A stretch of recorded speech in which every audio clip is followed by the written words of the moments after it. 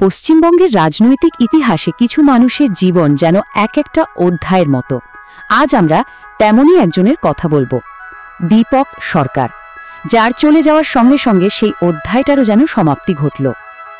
আসলে কি হয় বলুন তো, যখন কোনো রাজনৈতিক নেতার জীবন একটা গোটা অঞ্চলের ইতিহাসের সঙ্গে এমনভাবে জড়িয়ে যায়, তখন তার বিদায়টা শুধু ব্যক্তিগত থাকে না, সেটা হয়ে ওঠে একটা যুগের শেষ। দীপক সরকারের ক্ষেত্রেও ঠিক তাই হয়েছে।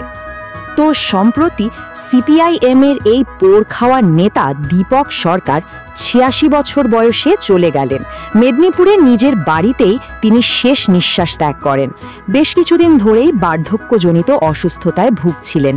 তার এই চলে যাওয়াটা বিশেষ করে মেদিনীপুরের রাজনীতিতে একটা বড় শূন্যস্থান তৈরি করে দিয়ে গেল। আচ্ছা, কে ছিলেন এ দীপক সরকার? চলুন একটু ফিরে দেখা যাক তার পথ চলাটা। তার শুরুটা কিন্তু রাজনীতির ময়দানে হয়নি। তিনি ছিলেন মেদিনীপুর কলেজের একজন অধ্যাপক। সেখান থেকে অধ্যাপনা ছেড়ে পুরোপুরি রাজনীতিতে আসা জীবনটা কিন্তু একেবারে অন্য খাতে বয়ে গিয়েছিল। অনেকেই তাকে এই নামে ডাকতেন, বলতেন পশ্চিমবঙ্গের বামপন্থী রাজনীতির এক উজ্জ্বল নক্ষত্র। আর এই কথাটা কিন্তু শুধু কথার কথা নয়, এর মধ্যে দিয়ে বোঝা যায় তার রাজনৈতিক প্রভাব আর দলের ভেতরে তার সম্মান ঠিক কতটা ছিল। আর তাই তার বিদায় বাম রাজনীতির জন্য যে কত বড় ক্ষতি, তা এই একটা বাক্যই বুঝিয়ে দেয়। ভাবা যায় তার রাজনৈতিক জীবনের ব্যাপ্তিটা ১৯৯২ সাল থেকে শুরু করে ২০১৫ পর্যন্ত, মানে এক টানা ২৩টা বছর তিনি একটা গোটা জেলার সম্পাদকের দায়িত্ব সামলেছেন। এটা কিন্তু মুখের কথা নয়। শেষে ২০২২ সালে তিনি রাজ্য সম্পাদক মণ্ডলী থেকেও সরে দাঁড়ান, সক্রিয় রাজনীতির আঙিনা থেকে নিজেকে একটু একটু করে গুটিয়ে নেন।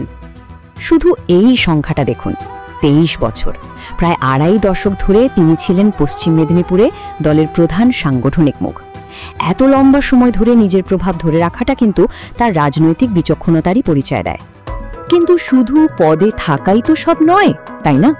প্রশ্ন হলো, এই দীর্ঘ রাজনৈতিক প্রভাবটা সাধারণ মানুষের জীবনে কতটা ছাপ ফেলেছিল? কারণ দিনের শেষে তো একজন নেতার কাজই কথা বলে। আর কাজের কথা উঠলেই মেদিনীপুর শহরের সঙ্গে দীপক সরকারের নামটা যেন মিলেমিশে একাকার হয়ে যায়। শহরের উন্নয়নে তার ভূমিকা নিয়ে কোনো প্রশ্নই ওঠে না। তার রাজনৈতিক জীবনের অনেকটা জুড়েই ছিল মেদিনীপুরের উন্নয়ন, যার চিহ্নগুলো আজও শহরের বুকে মাথা উঁচু করে দাঁড়িয়ে আছে। কি কি কাজ করেছিলেন তিনি? দেখুন, তালিকাটা বেশ লম্বা।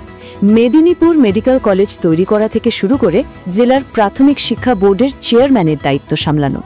শিক্ষা আর স্বাস্থ্য, এই দুটো দিকে তার নজর ছিল সবথেকে বেশি। আর এই প্রতিষ্ঠানগুলো আজও তো মেদিনীপুরের মানুষকে পরিষেবা দিয়ে চলেছে। তবে সব গল্পেরই তো দুটো দিক থাকে, তাই না? এত লম্বা একটা রাজনৈতিক জীবনে সবকিছু সরল রেখায় চলেনি। দীপক সরকারের বর্ণময় কেরিয়ারেও কিছু বিতর্কিত অধ্যায় ছিল, যা তার সামগ্রিক মূল্যায়নকে আরও একটু জটিল করে তোলে। তো প্রশ্নটা এখানেই উঠে, এত দীর্ঘ একটা রাজনৈতিক জীবন কি সত্যি বিতর্কের ঊর্ধ্বে থাকা সম্ভব? বিশেষ করে যখন একজন নেতা এতগুলো বছর ক্ষমতার কেন্দ্রে থাকেন। আর সত্যি বলতে কি, দীপক সরকারের ক্ষেত্রেও এর ব্যতিক্রম হয়নি। সবচেয়ে বড় বিতর্কটা মাথাচাড়া দিয়েছিল জঙ্গলমহলকে ঘিরে। সেই সময় যখন জঙ্গলমহল রাজনৈতিক হিংসায় উত্তাল, তখন বিরোধীদের পক্ষ থেকে একটা মারাত্মক অভিযোগ তোলা হয়েছিল। বলা হয়েছিল তিনি নাকি সশস্ত্র শিবির তৈরিতে মদত দিয়েছিলেন। যদিও দীপক সরকার আমৃত্যু এই অভিযোগটা খুব জোরের সঙ্গে অস্বীকার করে গেছেন, কিন্তু এই অধ্যায়টা তার রাজনৈতিক জীবনে একটা বিতর্কের ছায়া হয়ে রয়ে গেছে।